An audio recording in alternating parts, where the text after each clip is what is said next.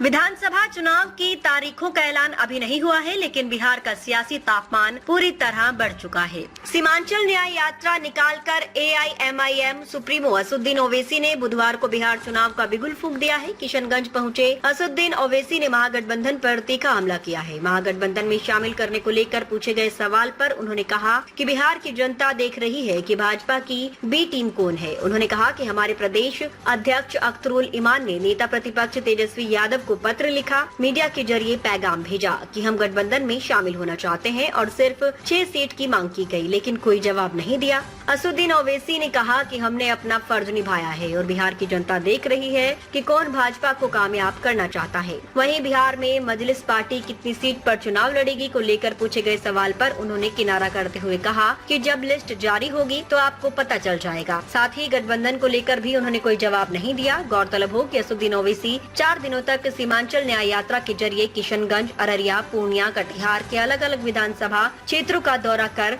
चुनावी बिगुल फूकेंगे।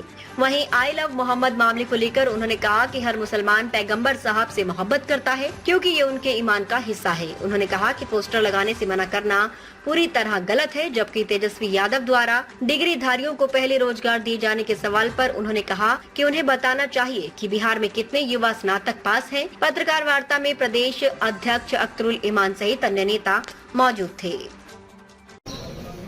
मीडिया के जरिए हमने इस बात को कहा है कि MIM पार्टी अलायंस के लिए तैयार है और फिर अख्तरुल ईमान साहब ने अपने आखिरी खत में ये भी कहा है कि हमको अब 6 सीट दे दी। अब ये उनको फैसला करना है, ये नहीं करेंगे तो बिहार की जनता ये देख लेगी कि कौन बीजेपी को कामयाब कराना चाहता है या कौन बीजेपी को रोकना चाहता है। तो अब ये फैसला बिहार की आवाम पर है। हम तो अपनी जिम्मेदारी को निभा चुके हैं। कल कोई हमसे ना कहे कि आपने बातचीत नहीं की, आपने बुला नहीं किया। हमने तो अपनी तरफ से पूरी कोशिश की और जनता के सामने, आवाम के सामने हमने इस बात को रखी। सर, बिहार में कितने सीटों पर पार्टी चुनाव लड़ेगी या सिर्फ सीमांचल? जब लिस्ट जारी होगी तो आपको पता चल जाएगा। सर, इसके लिए सर एक आई लव मोहम्मद कहने पर जो है पूरा बवाल है, उस पर क्या कहेंगे सर? कि ये शुरू हुआ था कानपुर में, वहाँ के ADGP एडिशनल DGP ने कहा कि कोई नया पोस्टर नहीं लगा सकते। तो उसके बाद हमने सोशल मीडिया पर कहा कि हम इस बात को मानते हैं कि मोहम्मद सल्लल्लाहु अलैहि वसल्लम से मोहब्बत करते हैं। हर मुसलमान मोहम्मद सल्लल्लाहु अलैहि वसल्लम से मोहब्बत करता है, इसलिए कि उसके ईमान का हिस्सा है। अगर हम मुसलमान हैं और अगर हम अल्लाह को जानते हैं तो वो मोहम्मद सल्लल्लाहु अलैहि वसल्लम ने हमको सिखाया है कि अल्लाह है जो ज़मीन और आसमान का खालिक है, तुम इसकी इबादत करो, किसी और की मत करो। सुनिए, हमको उन्होंने बताया है कि तुम्हारा ईमान उस वक्त तक मुकम्मल नहीं हो सकता जब तक कि तुम मोहम्मद सल्लल्लाहु अलैहि वसल्लम को अपनी दुनिया की हर चीज़ ज़्यादा नहीं चाहोगे। ये तुम्हारे ईमान का हिस्सा है। और आर्टिकल 25 में फ्रीडम ऑफ रिलीजन है, तो संविधान में फंडामेंटल राइट है, इसको आप कैसे छीन सकेंगे किसी से? और ये क्या बात है कि नया पोस्टर कैसा लगा है जो यूपी में, क्या गलत है एकदम। सर, गठबंधन को लेकर किसी पार्टी से बात चल रही है? सर, तेजस्वी यादव का कहना है कि युवाओं को इस बार रोजगार मिलेगा, सिर्फ उसके बाद डिग्री होना चाहिए। उसके बाद डिग्री होनी चाहिए, यानी हर सर्टिफिकेट वाले को रोजगार देंगे। पहले ये बता दीजिए कि बिहार में ड्रॉप आउट रेट कितना है, ये बता दीजिए कि कितने लोग ग्रेजुएट होते हैं, इसके ऊपर आप फैसला करिए।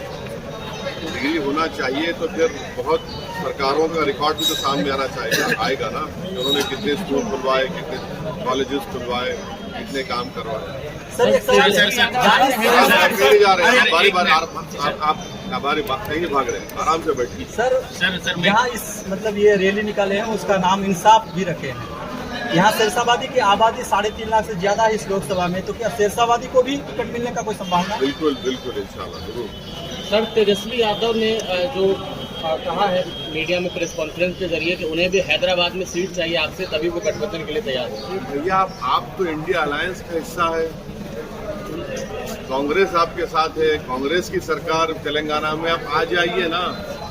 आके उनसे सीट ले लीजिए और ज्यादा वोट लेकर जाइए, हमको कोई तकलीफ नहीं है।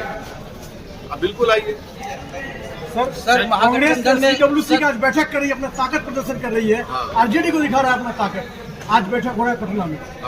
हम अपनी ताकत दिखाने के लिए आज न्याय यात्रा शुरू कर रहे हैं। जी जी। तो सर उनका महागठबंधन में शामिल होने के लिए महागठबंधन में शामिल होने के लिए केवल राजद का दरवाजा क्यों? और भी तो पार्टियां हैं महागठबंधन में। नहीं, लीड तो वही कर रहे हैं ना, राजद ही तो लीड कर रही है, उनके साथ दूसरे पार्टियां हैं। नहीं, कहीं ऐसा तो नहीं सर, जैसे आपका नारा 4 के बदले 40, इसको लेके राजद को चेतावनी तो नहीं है ये?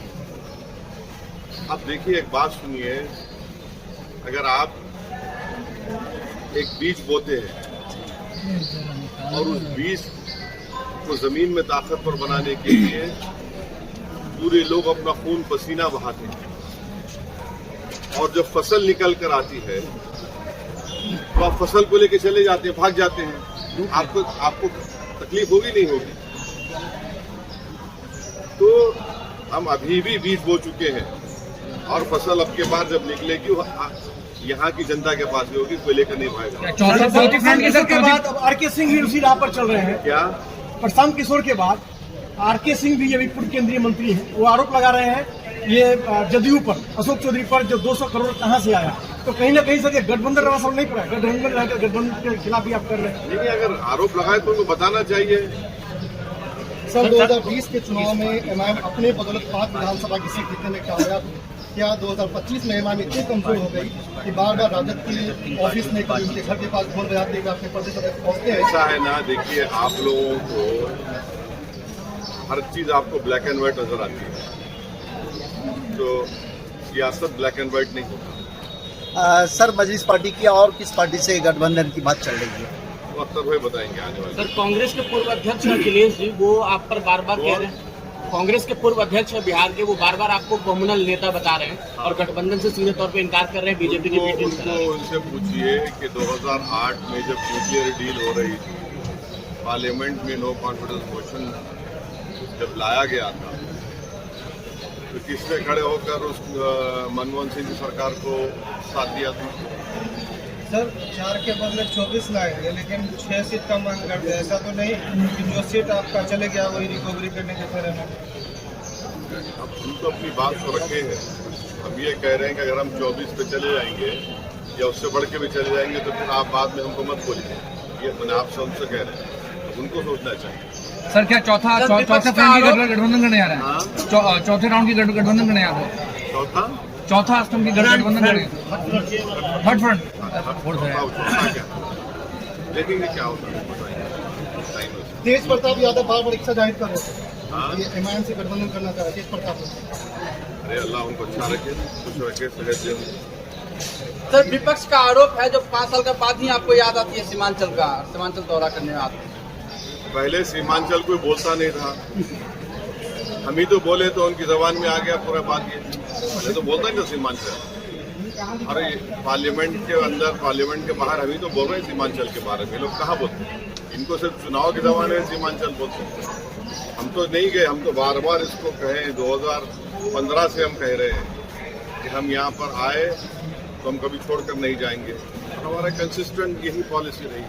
सर पिछले विधानसभा में ओबीसी मेडिकल कॉलेज का और हॉस्पिटल का भी मतलब यहाँ पे घोषणा करके कोई घोषणा नहीं हुआ था जी। ये सब ये जो बात लोग कर रहे हैं, हम पूरी कोशिश करेंगे और कोशिश आज भी जारी करेंगे, कुछ ना कुछ कर सकते हैं। सवाल ये है कि जो सत्ता में है, 11 साल सत्ता में रहे,